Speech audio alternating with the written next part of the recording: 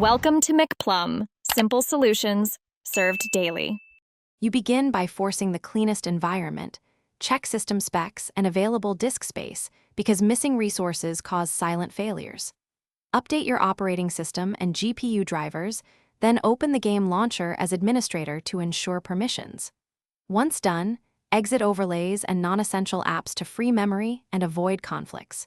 You're doing this first, so the next steps aren't wasted on corrupted runtime. This reduces variables while establishing a reliable baseline for deeper troubleshooting. You now focus on the integrity and dependencies that actually run the game. Use the launcher's verify or repair function to replace corrupted files. This fixes missing or altered assets that prevent startup. Next, reinstall Visual C++ runtimes, DirectX, and NET because mismatched libraries cause crashes at launch. Then inspect the game's log files and Windows Event Viewer for specific error codes, and check antivirus quarantine. Make sure essential executables aren't blocked, since that silently aborts start. You finish by isolating remaining conflicts and applying a full reset. Perform a clean boot or launch in safe mode to disable third-party services that interfere. If it runs there, re-enable items until you find the culprit.